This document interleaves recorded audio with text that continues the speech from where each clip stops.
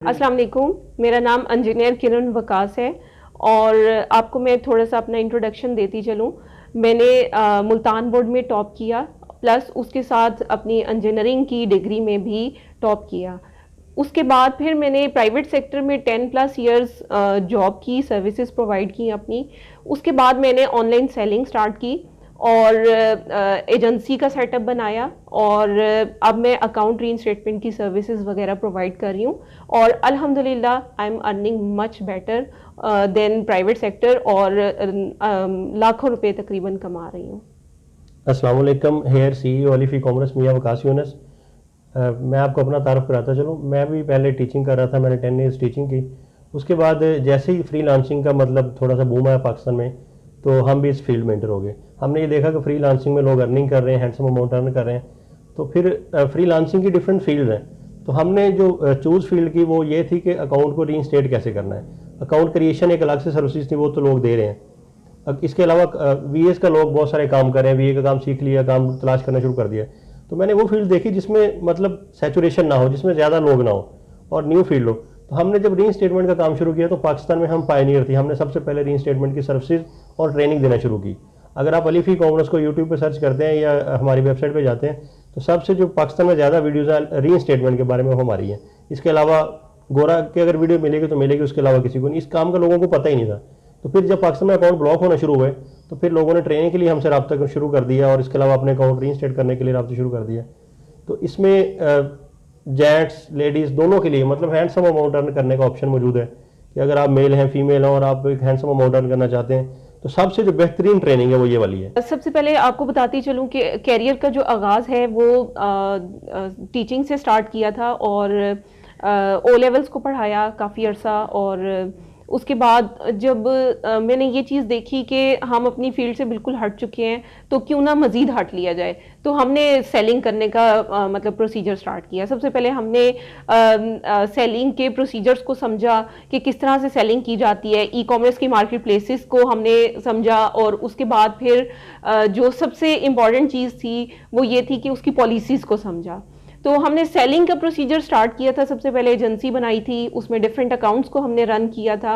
उसके बाद हमने जब अकाउंट्स में प्रॉब्लम आना स्टार्ट हुए तो हम रीइंस्टेटमेंट की तरफ चले गए और हमने देखा कि किस तरह से पॉलिसी वायलेशन जब होती है तो उसको किस तरह से हम ओवरकम कर सकते हैं। जो लोग अमेजोन पे खास तौर पे काम कर रहे हैं या डिफरेंट ऑनलाइन मार्केट प्लेसेस पे काम कर रहे हैं उनको इस बात का आइडिया होगा कि अकाउंट क्रिएशन, जब आप अकाउंट क्रिएट करवा लेते हैं, इश्यूज़ क्या क्या आते हैं। सबसे पहले तो वेरिफिकेशन में इशू आ जाता है कि पाकिस्तानी बहुत सारी बैंक्स ऐसी हैं जिनका वो मतलब आप ये समझ लें कि स्टेटमेंट ही अमेजोन अलाउ नहीं करता कि आप उस पर अपलोड करते हैं उसको रिजेक्ट कर देते हैं।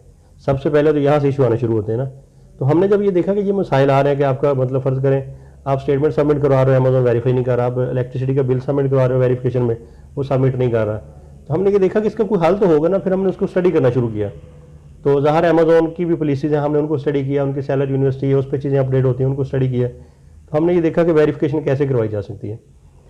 फिर उसके बाद जैसे हम प्रोडक्ट लॉन्च करते हैं तो उसके लॉन्च में हमको डिफरेंट ब्रांड से अप्रूवल लेनी पड़ती है या अमेजोन के डिफरेंट प्लेटफॉर्म से मतलब आप ये समझ लें लोगो अपने रजिस्टर करवाना, अपने ब्रांड को रजिस्टर करवाना अगर आप पीएल कर रहे हैं तो जो सेलर है उनको इस चीज़ का आइडिया होगा, तो वहाँ पे प्रॉब्लम्स आना शुरू हो जाती है। अच्छा, बहुत सारे केसेस इस तरह के भी थे प्राइवेट लेवल में कि पूरी इन्वेंट्री रेडी है और अमेजोन पे लिस्टिंग भी हो चुकी है लेकिन लिस्टिंग एकदम से रेस्ट्रिक्ट हो जाती है। वो कहते हैं कि आपकी प्रोडक्ट ही रेस्ट्रिक्टेड है, आप ये वाली प्रोडक्ट नहीं सेल कर सकते। अब क्या करें, उसका क्या सोल्यूशन है? बहुत सारे क्लाइंट्स इस तरह के हैं जिनके साथ ये इशू आया कि प्रोडक्ट रेडी है, इन्वेंट्री रेडी है, प्रोडक्ट की लिस्टिंग हो चुकी है और उसके बाद एक वायलेशन आ जाती है कि ये कैटेगरी ही रेस्ट्रिक्टेड है, ये प्रोडक्ट ही रेस्ट्रिक्टेड है। इसमें सबसे पहले तो हमारे साथ आना शुरू हुए थे ना, तो हमने इस पर रिसर्च करना शुरू की थी ना कि ये क्यों हो रहा है ऐसे। और फिर एकदम से हमने ये देखा कि हमारा अकाउंट उन्होंने ना जो असेस है वो लिमिटेड कर दी, या अकाउंट उन्होंने कह दिया आपका अकाउंट हमने कुछ दिन के लिए सस्पेंड कर दी। तो हम बड़े हैरान होते थे कि ये भी यहाँ पे होता है। हालांकि हम लोकल मार्केट में देखें द्रास वगैरह पे ये चीज़ें पहले नहीं थी, अब तो वहाँ पे भी आ गई हैं। तो हम उस पर बड़े मतलब हैरान होते थे कि ये कैसे हो गया, क्यों हुआ, तो उसका हल क्या। तो हम जब अमेजोन की टीम से बात करते थे वो कहते थे आप प्लान ऑफ एक्शन सबमिट करवाएं। तो हमें ये नहीं पता था प्लान ऑफ एक्शन क्या होता है, उसको राइट कैसे करना है। तो फिर हमने जब उसको देखना शुरू किया, अच्छा जी प्लान ऑफ एक्शन ये चीज़ होती है, उसको ऐसे लिखते हैं। फर्ज करें आप एक लायर हैं, एक आम पर्सन है, ठीक है, और आपसे कोई मतलब क्राइम हो जाता है तो आप पाकिस्तान पिनल कोड को तो नहीं जानते ना, पीपीसी क्या होता है। तो आप किसी वकील के पास जाएंगे, नॉर्मल से नॉर्मल वकील आपसे $10,000 रुपीज़ चार्ज करेगा। तो जो मतलब आप हाई लेवल के मतलब अच्छे बिग लायर्स हैं हाई कोर्ट या सुप्रीम कोर्ट के, वो आपसे 10-20 लाख 30 लाख भी एक केस को तैयार करने का तो चार्ज कर लेंगे। तो हमने फिर ये देखना शुरू किया कि ये भी सेम वही चीज़ है, हमने केस कैसे फाइल करना है, अमेजोन को कैसे सबमिट करवाना है, फिर अमेजोन उसको वेरीफाई करना है, उसके बाद हमसे कैसे रब्ता करना है। अच्छा, तो इसमें जो सबसे इम्पोर्टेंट चीज होती है वो एविडेंसेस को कलेक्ट करना है, जो कि काफी मुझे तो बहुत इंटरेस्टिंग लगता है, क्योंकि इसमें सबसे ज्यादा अच्छी चीज यही है कि आपको इन्वेस्टिगेशन करने का टाइम मौका मिलता है। ज़ाहिर है आपने एक एक चीज़ देखनी, डेट टाइमिंग चीज़ें आपने ये देखना कौन से ब्रांड से मैंने प्रोडक्ट ली, कैसे इन्वेंट्री वहाँ से चाइना से अमेरिका पहुंची, और अमेरिका पहुंचने के बाद कहाँ पे इशू आया जो अमेजोन को प्रॉब्लम होगी, तो उसकी टीम ने आपको ये कह दिया कि हम आपको ये सेल करना अलाउ नहीं करते। फिर आपने वो सारी चीज को मतलब सिनेरियो को देखना होता पूरे का पूरे। बैकएंड पूरी हिस्ट्री आपको अकाउंट की पता चल जाती है। सबसे इसकी जो अच्छी चीज है वो यही है कि आपको रिसर्च करने को मिलती है, आपको इन्वेस्टिगेशन करने को मिलती है, फिर आपकी कम्युनिकेशन बहुत अच्छी हो जाती है जब आप डिफरेंट लोगों से डीलिंग करते हो।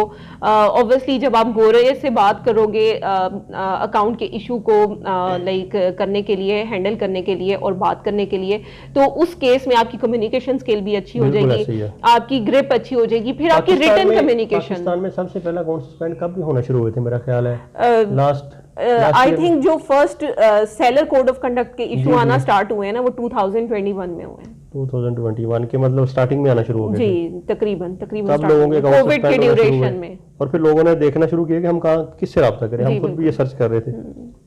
तो फिर हमने ही इस फील्ड में आने का फैसला कर लिया कि फर्ज करें पाकिस्तान में तो कोई ऐसा पर्सन या ऐसा कोई मतलब ये समझ लें कि आप कोई ऐसी मतलब आप कह सकते हैं कोई लायर नहीं है, कोई ऐसी चीज़ नहीं है जो आपको अमेजोन से कांटेक्ट करे। जैसे आपने यहाँ पे पाकिस्तान में टैक्स फाइलिंग करनी तो आप एक लायर को हायर करते हो, हमने सोचा कि हम खुद इस टीम में क्यों नहीं आ जाते, इस काम में खुद क्यों नहीं आ जाते। तो हमने फिर उस पर रिसर्च की, हमने डिफरेंट लॉ फर्म से रब्ता किया यूएस में से, उनको अपने साथ अटैच किया, और फिर हमने पाकिस्तान में इसकी ट्रेनिंग स्टार्ट करवाई।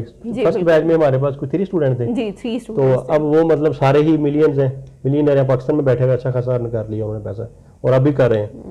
तो उसके बाद तो फिर हमारे पास मतलब बैच टू बैच इंप्रूवमेंट होती गई और लोग आते गए, और लोगों को अवेयरनेस बेसिकली आना तब ही स्टार्ट हुई जब वो सेलिंग के प्रोसीजर्स के साथ अटैच होना स्टार्ट हुए, क्योंकि जब सेलिंग करता है इंसान तो उसे पता चलता है कि पॉलिसी वायलेशन होती है अकाउंट्स में, और ये यूजुअल चीज है। हमने अदारा बनाया और उसमें फिर हमने ये किया कि हमने अमेजोन से रिलेटेड अगर कोई इशू है, वालमार्ट, ईबे, से किसी प्लेटफॉर्म से रिलेटेड, आपको टैक्स फाइलिंग का इशू है, आपको वेरिफिकेशन का इशू है, आपका अगर अकाउंट सस्पेंड हो गया है, आपकी प्रोडक्ट अथेंटिसिटी का इशू है, इवन कोई भी इशू है, तो फिर हमने हर चीज़ को अलग अलग तरह से टीम हमने बनाना शुरू कर दी। लायर भी उसमें हायर किए, उसमें पाकिस्तान से भी लायर्स हायर किए, उसमें हमने फिर प्रोफेशनल ट्रेन भी किए अपने हर पॉलिसी को, क्योंकि उसमें भी ये होता है ना, हर चीज़ की सेक्शन होती है। सेक्शन 3 लग गया तो आप ये समझ लेंगे पाकिस्तान में जैसे 302 है, 302 लग गया आपके ऊपर, तो अब आपकी सजाए मौत है सीधी सीधी। तो वही सीन वो हुआ कि आपका अकाउंट ब्लॉक हो गया तो परमानेंट हो गया। तो फिर हमने पेमेंट भी बड़े लोगों की स्टक हुई थी, और अल्हम्दुलिल्लाह पेमेंट भी हम लोग डिसबर्स करवा कर दे, लाख $1.5 लाख, $3 लाख तक के भी केस हमारे पास ऐसे आए कि एक इन्वेस्टर उसने इन्वेस्ट किया, उसने प्रोडक्ट सेल की, उसका पैसा जब बैकअप पे स्टक हो गया तो फिर उसके पास ऑप्शन नहीं था हम कहाँ से रिजोल्व करवाएं। तो फिर हमारे से रब्ता करना शुरू किया, जैसे सोशल मीडिया आपको पता है प्लेटफॉर्म से हमारे पास लोग पहुंचे और उन्होंने कहा जी आप इसको देखें, ये पेमेंट कैसे निकलवानी है। फिर हमने ज़ाहिर है हमारे पास जो यूएस की टीम थी, उन्होंने कहा जी इसके 2 ही हल हैं, या तो हम यहाँ पे मतलब कोर्ट में अमेजोन के खिलाफ केस करेंगे तो फिर होगा, लेकिन वो भी एक लंबा चौड़ा सिनेरियो था कि आप यूएस में यहाँ से बैठ के केस फाइल कर रहे हैं और वहाँ के लायर्स आपसे अच्छा खासा फी चार्ज कर रहे हैं। तो फिर हमने उसका एक पूरा सिनेरियो बनाया कि हमने इसको कैसे मैनेज करना है। तो उसके फिर प्लान ऑफ एक्शन और चीज़ें और वो सारी लिखने के बाद फिर हम जब सबमिट करवाने लगे तो अमेजोन ने उसको एक्सेप्ट करना शुरू कर दिया। तो सेक्शन 3 की जितनी भी पेमेंट स्टक हैं वो भी, उसकी भी सर्विसेज हम प्रोवाइड कर रहे हैं, लाइक फंड्स जितने भी हैं वो डिसबर्समेंट करवाने में हम आपकी हेल्प करते हैं।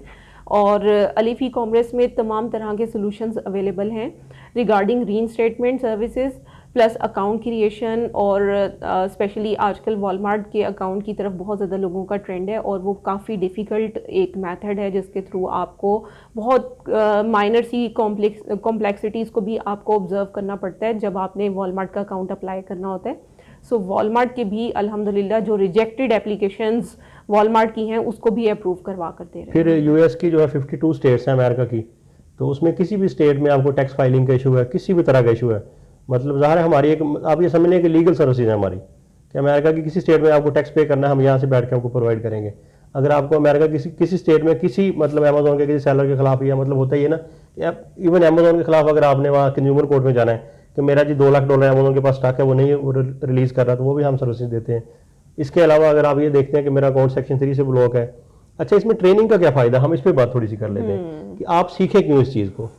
पहली तो बात वीए की कर लेते हैं ना कि वीए वाला जो है ना वो मतलब सैचुरेशन आ गई ना मार्केट में, कुछ सैकड़ों वीएस बन गए, उतने इन्वेस्टर नहीं थे जितने वीएस बन गए।